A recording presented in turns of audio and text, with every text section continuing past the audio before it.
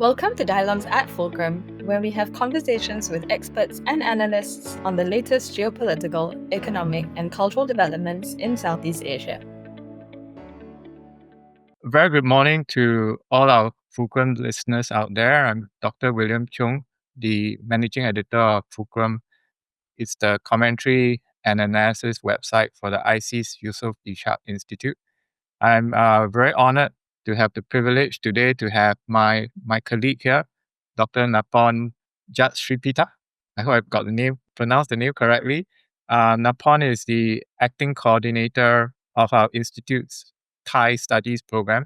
And of course, Napon, by his very prolific kind of writings and publications on our website, is no stranger to Fulcrum. He's worked with ISEAS for a fair number of years now, and I've found him to be a young, intelligent, and up-and-coming scholar that I've always wanted to talk to on a podcast. So welcome again to this podcast, Napon.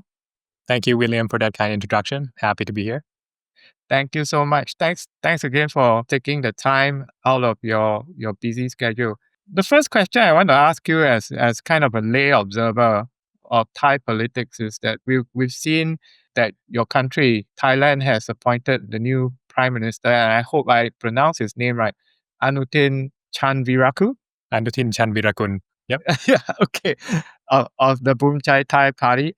And and we saw that his new coalition government would not have been possible without support from the People's Party. Can you elaborate for us how this came about and what are some of the deeper political trends that we are seeing here? Yeah, sure. Thank you for that question. And just to get to the bottom of that, I believe we have to start with what the Bhumjaithai Party is. So Anutin Charnvirakul, first of all, is the leader and prime ministerial candidate of the Bhumjaithai Party, which is popularly known as the Cannabis Party. For spearheading the policy to decriminalize marijuana and hemp. This is back in 2022. Yeah. And as a recent Reuters article phrased it, they called his trajectory as a journey from a cannabis crusader to prime minister. Oh dear. Yeah. And I'm very glad that I contributed a comment to that article as well. But yeah, there is a hint of mockery, I would say, in that description. And more broadly in the very idea that Anutin would be a serious contender for the premiership in the first place. And in my opinion, it's because his party doesn't really stand for much beyond pragmatism over the years. So Anutin, before the 2023 election, he was asked to place his party on an ideological spectrum, sort of on a two-dimensional axis. He put his party right at the center and said that it was the center of gravity. That's his own words. Yep. But yeah, the party is actually founded by a Buriram-based politician turned sports mogul, Navin Chichop.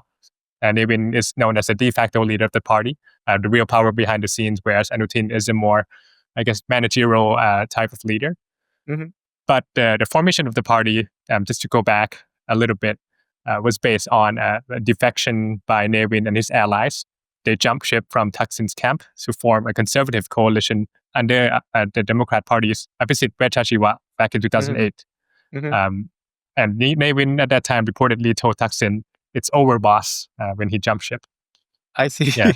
Okay. Yeah. But basically, this is the origin story of the party. And it earned Bhumjaithai a reputation as a kingmaker that is very much focused on staying in government and gaining access to the spoils of power. And these include, of course, cabinet portfolios, national budgets, control over appointments and transfers of state officials, and so on.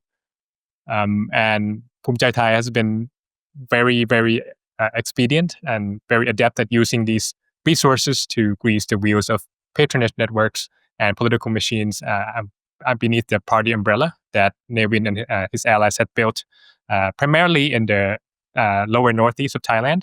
But more recently, he has been able to expand these networks across the country. Thanks for that, Napon. So, like you're saying, just as a lay observer, one cannot really detect any kind of strong, shall we say, ideas or policies behind Bhumjaithai, apart from what you say, they are very adroit handling of politics and wheeling and dealing behind the scenes just to get at at the reins of power. And I remember editing one of your fulcrums where you talked about his party having a kind of a hold on the Senate, which is essentially the upper house. And I guess I would see this is how the People's Party and Bhumjaithai have kind of found one another in this point of history of Thailand that we found ourselves. Yeah, quite a bit. Bhumjaithai had served as a kingmaker in previous governments as well, under Palang Pracharat-led government back in 2019, and more recently the Pheu Thai-led government in 2023. But I would say that over time, the party has not just been pragmatic; it's also been very opportunistic in fashioning itself as a protector of conservative interests in Thailand. At one point, its MPs were instructed to wear yellow in parliament, and yellow is a color that symbolizes loyalty to the monarchy. So it was very performative in that sense. The party also took a very hardline stance against the Move Forward Party's proposal to amend Article 112 or the Lèse Majesté law, which prevents criticism of the monarchy in Thailand. And as you mentioned earlier just now, in 2024, it also dominated the Senate election. And in Thailand, domination of the Senate really gives any party or actor the power to veto constitutional amendments, which requires 1/3 support from senators. And it will also give you the power to influence appointments to powerful oversight bodies that determine political outcomes in Thailand. And these bodies include the Constitutional Court, which had just dismissed Paetongtarn Shinawatra earlier, and Sethar Thavisin and many prime ministers before them, the Election Commission and the Anti-Corruption Commission as well. So in effect, as you said, Bhumjaithai had the political system in a stranglehold. But really, to understand the alliance between People's Party and Bhumjaithai Party, we have to get to the bottom of what actually accounts for the breakup between Bhumjaithai and Pheu Thai in the first place. I would say that under the Pheu Thai-led coalition, Bhumjaithai had become very powerful, not because it had more MPs, but because it had a control over the Senate, as well as it performed quite well in the local elections. There was a clear break between Bhumjaithai and Pheu Thai over the proposal to establish entertainment complexes and to legalize casinos in Thailand. And in my opinion, that disagreement wasn't really about ideology. It's fundamentally about who gets what, who would issue the licenses, where the casinos would be built, and who would get a bigger size of the pie, basically. And Pheu Thai, of course, this was in 2023 and 24. It refused to accommodate Bhumjaithai and struck back in what is best seen as sort of a coordinated attacks to put Bhumjaithai in this place. There were investigations into the Senate election over the allegations that Bhumjaithai had rigged the game. That's one. And second, there was a long-running dispute over land in Buriram, which the Pheu Thai-led government pushed to enforce a court ruling that the land tied to the Shitchop in fact belonged to the State Railway Authority. So there's a land dispute between the two parties. And finally, there were moves behind Pheu Thai to reclaim the Ministry of Interior back from Anutin and his party. So these frictions, in my view, contributed to the breaking point between Pheu Thai and Bhumjaithai. And the timing, in my opinion, is crucial. It came to a breaking point right at the time when the leaked recording of Paetongtarn's conversation with Hun Sen came to light. Yeah. So would you say, Napon, that there were, when Bhumjaithai finally withdrew from the Pheu Thai-led coalition, the writing was already on the wall because of the differences between Pheu Thai and Bhumjaithai, about the land, about about political elections, the way that it was done. So the writing was kind of already on the wall. That the dispute with Cambodia was simply, the tipping point, pretty much. The tipping point in the entire saga between the two parties. Yeah, that's how I would definitely describe it. And just to refresh our memory, in that call with Hun Sen, Paetongtarn referred to Hun Sen as uncle. Yes. And described the Thai military commander as being on the opposite side. Yes. And basically assured Hun Sen that if you want anything, just let me know, I'll take care of it, or something to that effect. And of course, Bhumjaithai was very much ready to use that conversation as a pretext to exit the coalition. which it was a coalition that was already on the verge of being forced out of.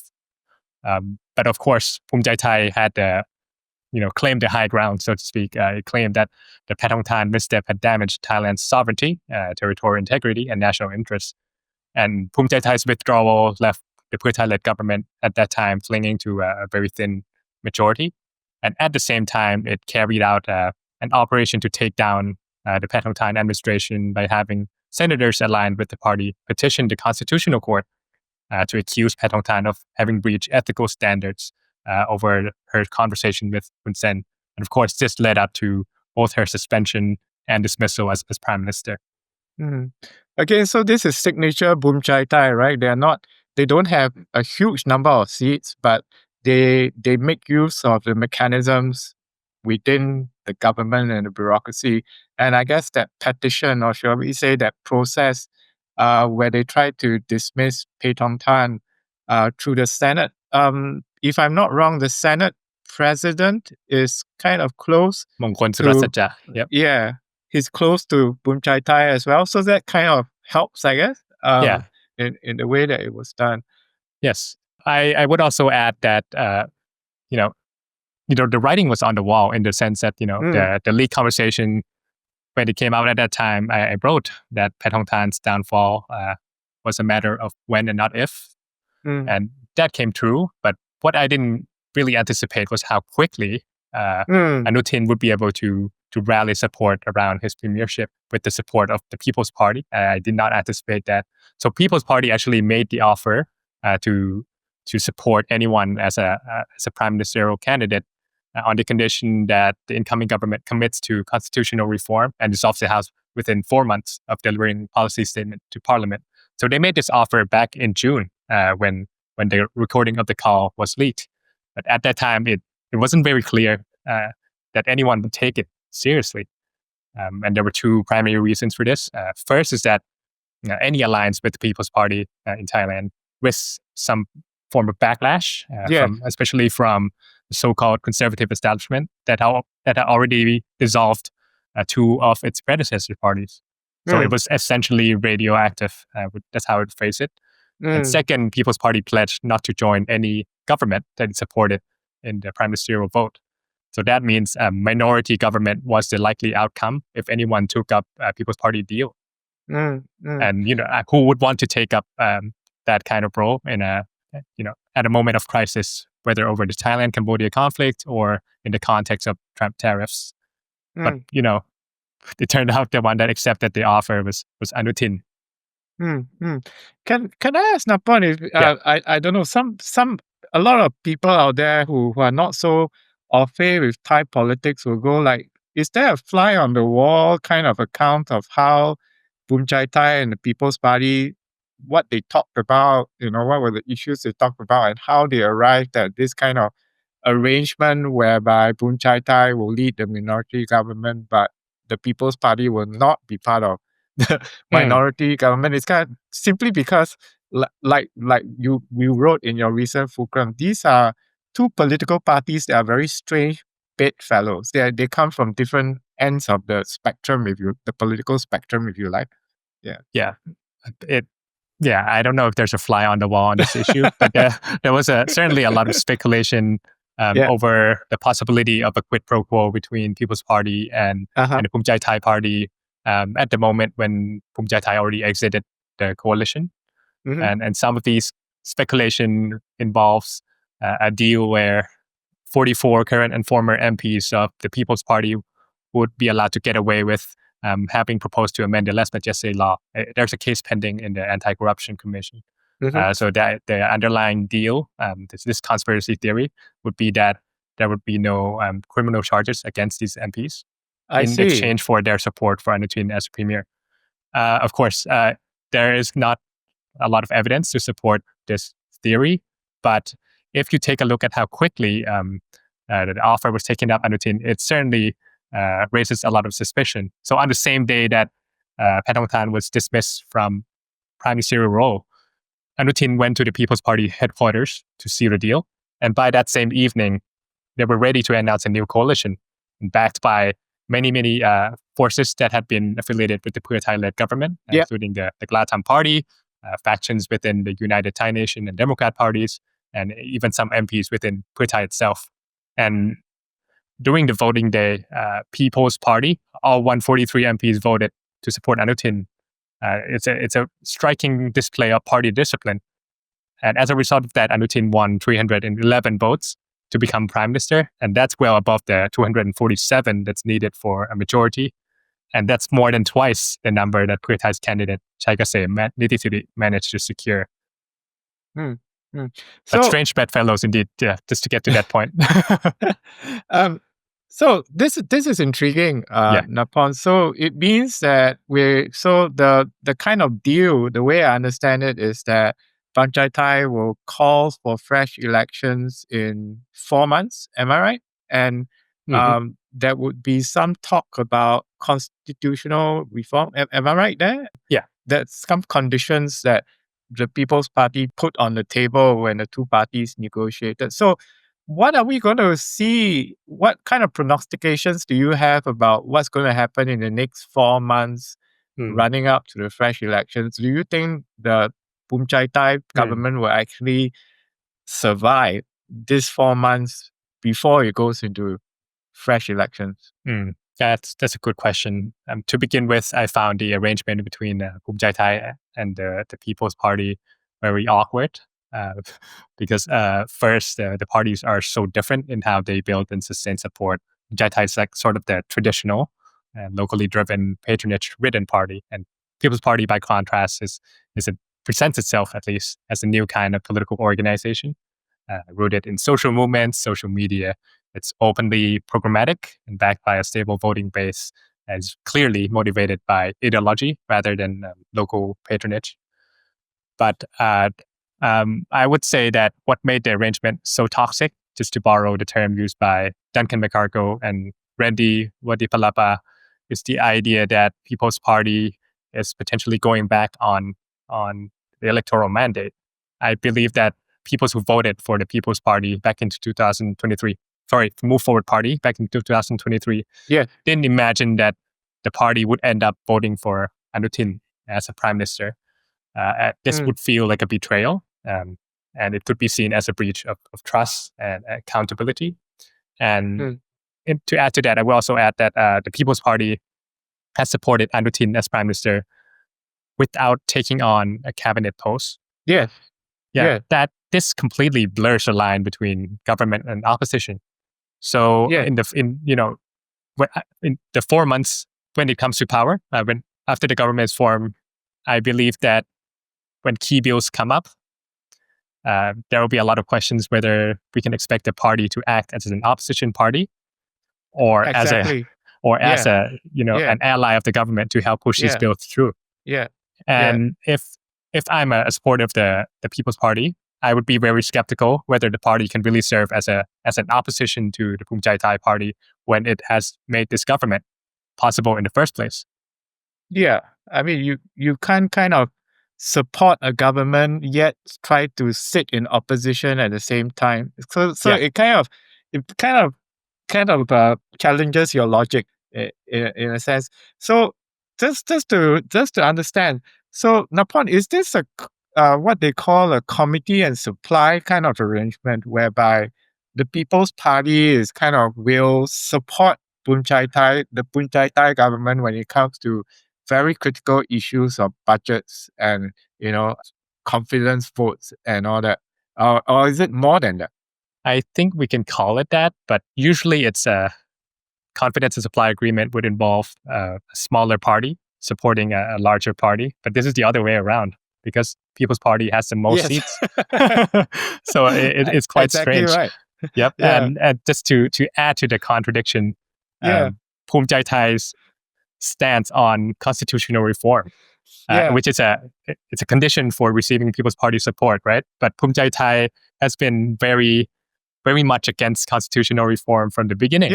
Precisely. In fact, it's worth recalling that the Bhumjaithai dominated Senate has been the single biggest obstacle to any kind of constitutional reform that People's Party has been pushing.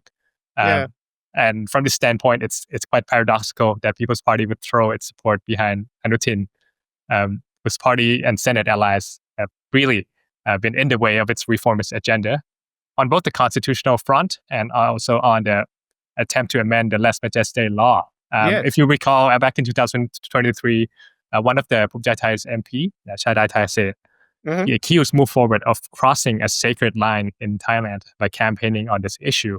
And he went so far as to say that a law should be introduced to allow shooting people who insult the monarchy without punishment. Yeah. So this is why I'm describing the arrangement as quite toxic in character.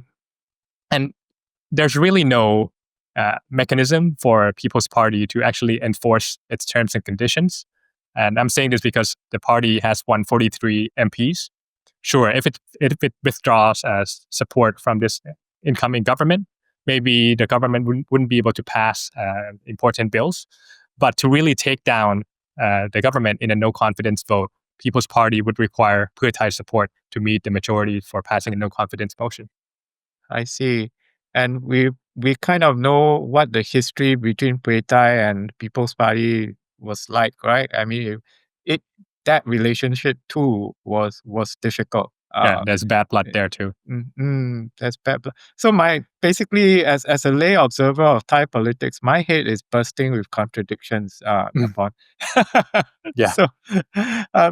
So just another straightforward question. So 4 months and we go into fresh elections. So basically, the counter gets reset. All the parties will try, to again garner as many seats as possible. And I guess it's still fairly uncertain what the probabilities of each party and their kind of majorities or the number of seats that they can win in the next election. Well, 4 months if you expect Anutin to commit to the terms that he agreed to with the People's Party. Of course, we don't know if he intends to make good on his promise.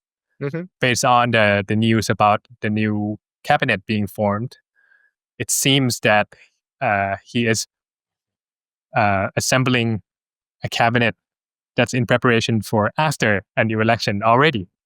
I see. He's been making a lot of power sharing arrangements with other coalition partners, including the Platham Party. And he's also managed to carve out a space for a few technocrats, I would add, that makes the cabinet as a whole a bit more palatable to, for example, the Thai urban middle class, which is a constituency that Bhumjaithai has never really penetrated.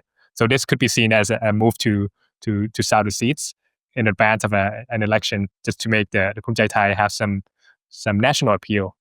For reference, the party only won around 1 million votes in party lists back in 2023. This is compared to Move Forward Party's 14 million and Pheu Thai's almost 10 million. Oh, wow. Yeah. Okay. So that's a big gap. It's a big gap. It's like I said, it's a very constituency driven party. But I think Anutin is trying to change its image, the Bhumjaithai's image as a constituency driven party, by bringing on board some of these technocrats to fill the role of Ministry of Finance, Ministry of Commerce, Foreign Affairs, and Ministry of Energy.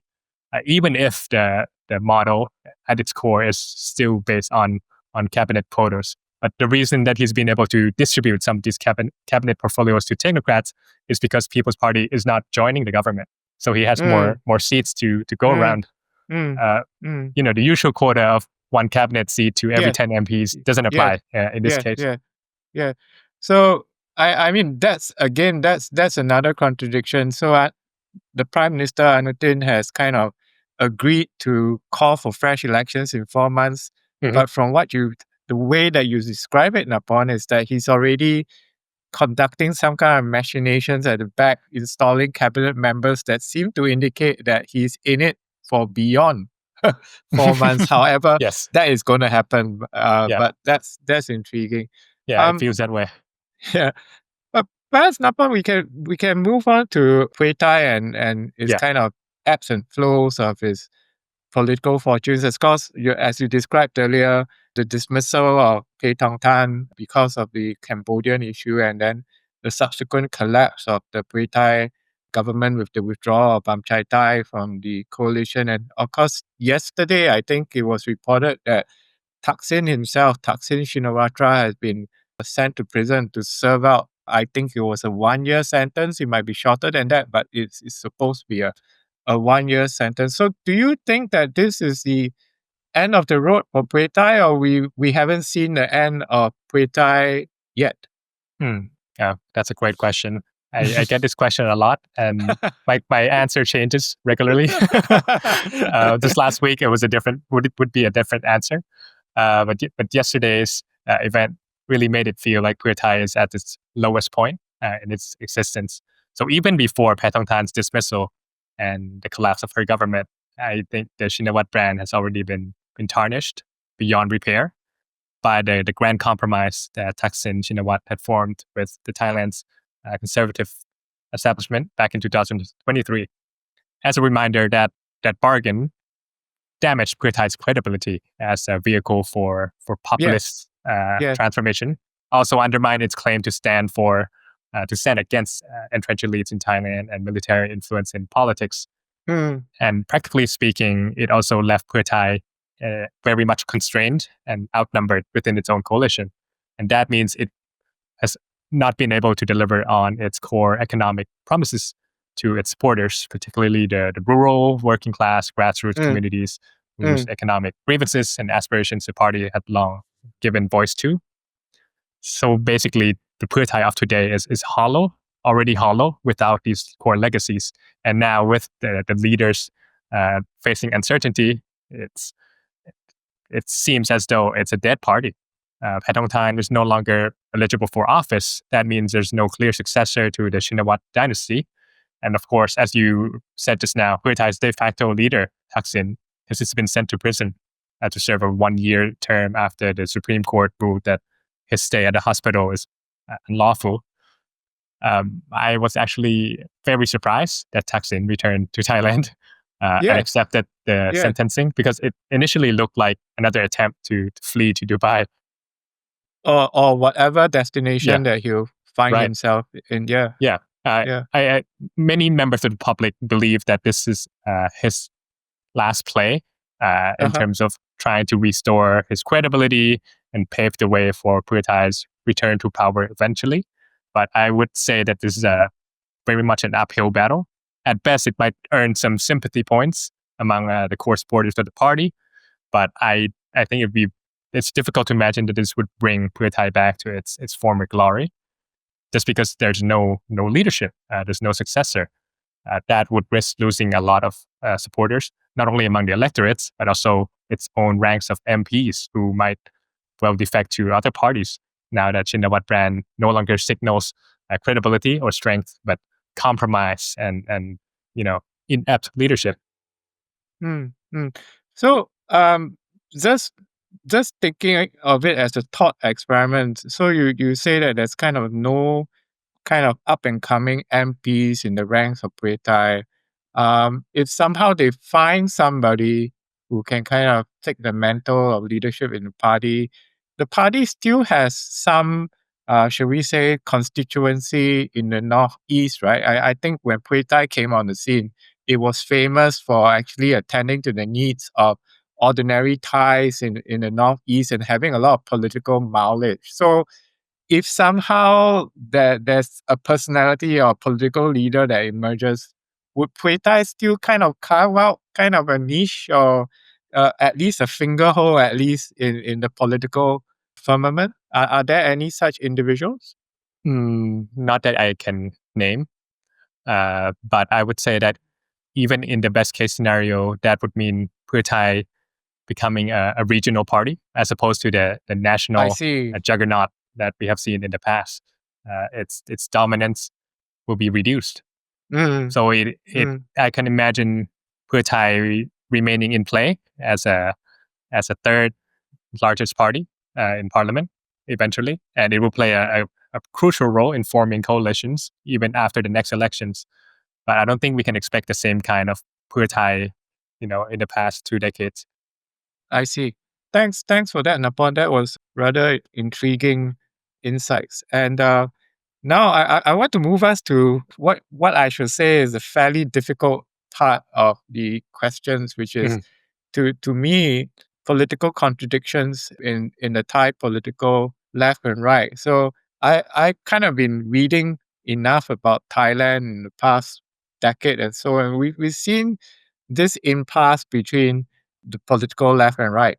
We've seen the 2023 elections being a case in point, whereby the Progressive Party, which comes from the left, won the most number of seats, failed to form government because it was kind of blocked by, shall we say, conservative slash royalist governments.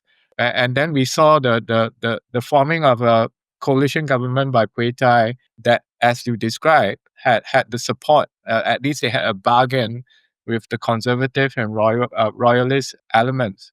And now we see the collapse of the Pheu Thai government and the political ascent of Anutin and Bhumjaithai, which, as you described, is also a conservative party. So basically, if you look at it, it looks like a pendulum between going left and going right. And it's like, how should a reasonably intelligent observer of Thai politics see this going? I mean, we're going to see this dueling between left and right until some of the major contradictions are resolved. Say, People's Party and its issues with constitutional reform and the reform of the last majest law. How is it going to go? That's a very good question. And I think you're much more optimistic than I am in seeing this as a pendulum between left and right. Because the way that I've seen things, that the way that I've read Thai politics over the past 10 years, is that there's no pendulum. There's been a constant trend of conservative dominance in Thailand after 2014 coup. And some of the contradictions that are visible on the surface, in fact, by design, in my opinion, both through the junta drafted 2017 constitution and the broader institutional arrangements that underpin Thai politics. On the constitution, I want to add that in 2019 and 2023, the junta appointed Senate was allowed to participate in the voting of the Prime Minister. So that accounts for why Pheu Thai had to compromise with the military and conservative forces. That's part of the equation, but the other part being to allow Thaksin to return to Thailand without having to serve a full prison term. So in retrospect, I think the constitution was a way to contain Thaksin as well as to block the Move Forward party from power. At least it operated that way. I don't know if the constitutional drafters imagined something else, but in effect, that's what it did. It contained Thaksin, and it blocked the Move Forward party from taking power in Thailand. Basically, it's a divide and rule strategy. Dilute the bargaining power of elected forces in Thailand so that conservative forces in Thailand can have the final say on the result of the election. Yeah, that's an really apt summary of what has happened, and I would say pretty sobering. Should we say, upon the assertion of the kind of conservative and royalist elements. I just have this question popped into my mind. Of course, it's very hard to get a sense, but what about Thai young voters? We think that Thai young voters are, should we say, urbane, cosmopolitan, they're progressive. They would tend to support parties like the then Move Forward Party and then the Progressive Party. There should be a new generation of young Thai voters that are coming onto the scene. Will this somehow change the shall we say, your tilt to the right that we've seen over the past few years? Will Thai young voters actually make a difference in future elections? It is possible, but I don't think we can take for granted that young voters are automatically in favor of pro-democracy reform or progressive, or that they would automatically rally behind the People's Party. I think that the recent trend has been one of disillusionment, disillusioned by a political process that fails to translate their electoral mandate into lasting change. Young people voted for Move Forward Party expecting reform on all fronts, and instead what they get is whatever is currently in place right now. Many prime ministers within the past few years, right? And I would also say that I think young voters might be more inclined to vote for a party that is more responsive to their economic needs rather than ideological signaling, which if you're disillusioned, maybe you're not going to hope for a party that can deliver on those sweeping reforms, but one that can carry out concrete set of policies in the intermediate term instead. Mm-hmm. So I guess a good way of summarizing it is that if you can't satisfy me on kind of my political aspirations, if you can kind of attend to kind of economic aspirations. I think even PM Anutin mentioned it when he was pronounced Prime Minister, that he will work hard to kind of resolve some of the economic issues and provide growth in the country. If that works, I guess it will act as a kind of a second best kind of substitute to assuage voters' kind of goals and aspirations. Yeah, quite possibly. But and in my opinion, I think it would be very difficult for Anutin to win the support of younger Thais, especially those who have progressive leanings. Because I think to some members of the public, Bhumjaithai has now stepped into the role that Pheu Thai has played over the past 2 years. It's now a proxy serving in the interests of the conservatives. I And see. in exchange for safeguarding these interests, the party is being permitted to govern. And as evidence of this, I think the clear signal came when Pheu Thai-led government recommended for the House to be dissolved. But that recommendation was vetoed by the Privy Council on the legal grounds that an acting Prime Minister doesn't have the authority to dissolve the House. Yeah. So in late term, this is basically a stop sign for a new election and quite possibly a green light from above for Anutin to become the next Prime Minister. Oh Yeah. boy. Oh boy, indeed. That's Yep. that's another contradiction. So Pheu Thai was a proxy for the conservative elements, and that as kind a of role safeguard against the progressive threat. Yep. and now the role has passed to Bhumjaithai. So Yeah. I think as a young Thai voter, I like to say I would be very disillusioned. Right. So Still the junta appointed Senate is no longer in place, and the Senate will no longer play a role in selecting the next Prime Minister. So there is still an off chance that People's Party would be able to win enough seats to form a single party majority government. But if not, we might expect a rerun of 2023, where it wins the most seats but is blocked from forming government. Well, thanks so much for that, Napon. On that rather sobering note, I think we've covered a lot of issues ranging from the political marriage, quote unquote, between Bhumjaithai and the People's Party, and the kind of the future of the Pheu Thai government, and many contradictions that we see in the Thai political firmament. So I really have to thank you for the time that you've given to us. I've enjoyed having this conversation with you, and I hope that our listeners share the same sentiment. Thanks again, Napon, for being here. Is there any other nuggets that you would like to share with us before we end this pod? No, maybe just one last point that just for members of the audience, maybe stay tuned to see if Anutin Charnvirakul will follow through on his promise to reform the Thai constitution. In that event, we will see some kind of change, not necessarily for the better, but definitely a departure from the pattern that we have seen since 2019. And, thank you, William, and thank you everyone for tuning in.